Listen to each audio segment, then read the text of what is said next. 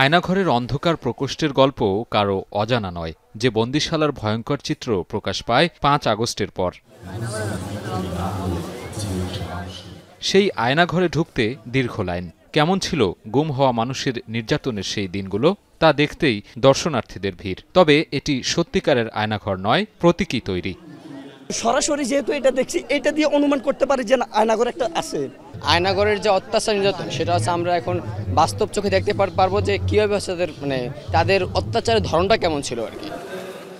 রাজধানীর সোহরাওয়ার্দী জুড়ে আয়নাঘরের মতো ফ্যাসিবাদের অসংখ্য নজির বসানো হয়েছে, যা মনে করিয়ে দিচ্ছে আধিপত্যবাদ সরকারের নিপীড়নের দিনগুলো।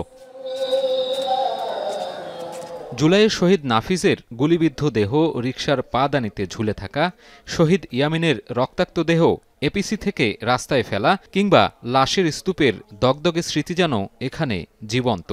যাদের কারণে আমরা আজকে স্বাধীন, তাদেরকে তুলে ধরা হয়েছে, তাদের স্মৃতি বিজড়িত সকল ঘটনা তুলে ধরা হয়েছে। সময়ের সাথে সাথে আমরা অনেক কিছু ভুলে যাই। তো আজকের এই প্রোগ্রামের মাধ্যমে আমরা সেটাকে লালন করছি, যে আসলে এই বাস্তবতাটা আমরা স্মরণ করছি। 4 দিনের জুলাই জাগরণ কালচারাল ফেস্টে তুলে ধরা হয়েছে 24-এর গণ অভ্যুত্থানের অসংখ্য স্মৃতি, যা দেখতে ঢল নেমেছে নানা বয়সী মানুষের। সাংস্কৃতিক জাগরণ দরকার। সংস্কৃতির মধ্যেই আমাদের পুরো এই যে জুলাই আন্দোলনটাকে উপস্থাপন করা দরকার। আমাদের এই ইতিহাস সচেতনতা, আমাদের অতীতের ঐতিহ্যকে যাতে করে আমরা এটা সারা জীবন মনে রাখতে পারি এবং এই অনুযায়ী আমাদের কর্মপন্থা ঠিক করতে পারি। সাইমুম শিল্পী গোষ্ঠীর এই আয়োজনের উদ্বোধনী অনুষ্ঠানে বক্তারা বলেন, দেশে দীর্ঘদিন সাংস্কৃতিক আগ্রাসন চলেছে, এখন দরকার সাংস্কৃতিক বিপ্লব। গত 16 বছরে হাসিনা যে বাংলাদেশে টিকে ছিল, সেটার মূল কারণ ছিল কালচারাল ফ্যাসিজম। তাকে এই সমাজে টিকে রাখা, এই রাষ্ট্রের মধ্যে টিকে রাখা, সেটার পেছনে যারা কাজ করেছে সেটা হচ্ছে কালচারাল ফ্যাসিজম, সেটা ছিল মুজিববাদ। প্রত্যেকটা রাজনৈতিক আন্দোলনকে, রাজনৈতিক বিপ্লবকে যদি সমাজে স্থায়ীভাবে প্রতিষ্ঠা করতে হয়, তাহলে সেখানে সাংস্কৃতিক আন্দোলন, সাংস্কৃতিক বিপ্লব করতে হয়। আমরা সেই উদ্দেশ্যে মূলত আজকের আয়োজনগুলো করেছে সাইমুম শিল্পী গোষ্ঠী। আয়োজনে অংশ নিয়ে প্রধান উপদেষ্টার প্রেস সচিব বলেন, নতুন সাংস্কৃতিক যুদ্ধ চালিয়ে না গেলে আবারও ফিরে আসতে পারে ফ্যাসিবাদ। আপনি কালচারাল ওয়ারে যদি আওয়ামী লীগের কাছে হেরে যান, ওরা আবার আসবে, মুজিববাদ আবার আসবে। একে যদি পরাজিত করতে চাই, তাহলে আমাদেরকে সত্যিকার অর্থে আমাদের অনেকগুলো ফ্রন্টে আমাদের যুদ্ধ অব্যাহত রাখতে হবে।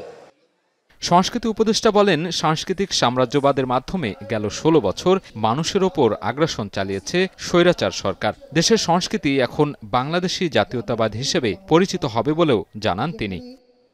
ভিন্ন মত থাকবে, একজনের সঙ্গে আরেকজনের মতের মিল হবে না, তারপরে একসাথে থাকবে, সবাই একই হক ভোগ করবে একই দেশের। এইটা যদি আমরা বানাতে পারি, তাহলে আমরা কালচারালি আওয়ামী লীগের ফ্যাসিজমকে পরাজিত করতে পারবো বলে মনে করি, এবং আমরা সেই পথে যাত্রা শুরু করেছি। আপনারা খেয়াল করেছেন যে বাংলাদেশ আর এই প্যারাডাইম শিফট থেকে ঘুরে আওয়ামী লীগের ফ্যাসিবাদের বাঙালি ফ্যাসিজমে যাবে না। আগামী 4 আগস্ট পর্যন্ত জুলাই জাগরণের এই আয়োজনে প্রতিবাদী গান, কবিতা ছাড়াও দেখানো হবে জুলাইয়ের দিনলিপি নিয়ে বানানো বিভিন্ন ডকুমেন্টারি ও স্বল্পদৈর্ঘ্য চলচ্চিত্র।